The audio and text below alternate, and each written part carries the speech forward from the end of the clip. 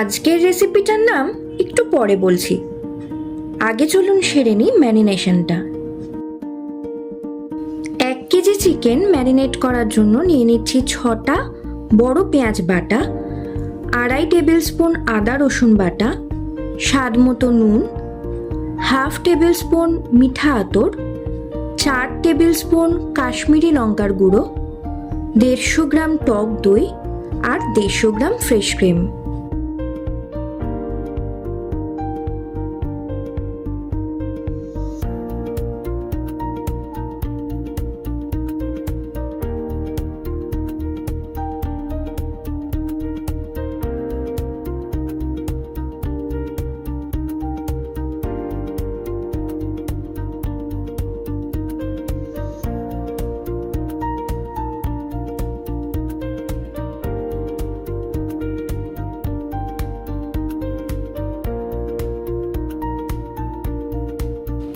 এরপর ম্যারিনেটেড চিকেনটা 1.5 থেকে 2 ঘন্টার জন্য রেফ্রিজারেট করে নিতে হবে।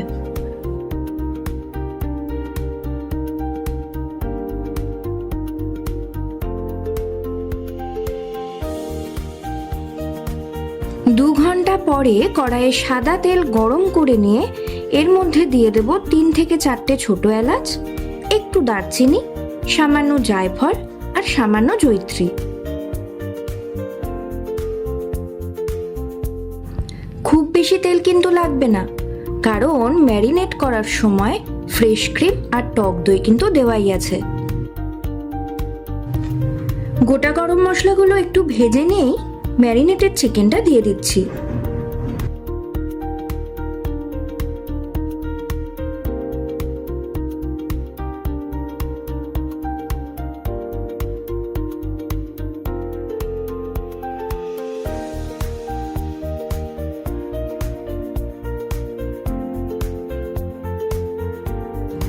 ব্যাস, এরপর আর খুব একটা কিছু কাজ নেই, শুধু ঢাকা দিয়ে দিয়ে চিকেনটা সেদ্ধ হওয়া অবধি কষাতে হবে।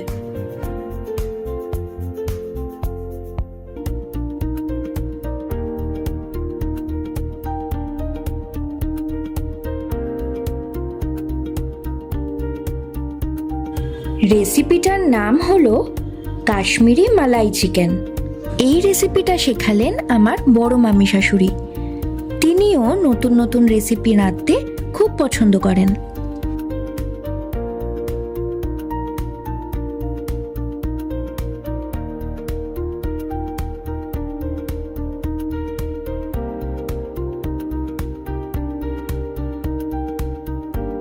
ইতিমধ্যেই চিকেন থেকে জল আর মশলা থেকে তেল কিন্তু ছেড়ে দিয়েছে, তাহলে বুঝতে পারছেন তো চিকেনটা কত তাড়াতাড়ি রেডি হয়ে গেল।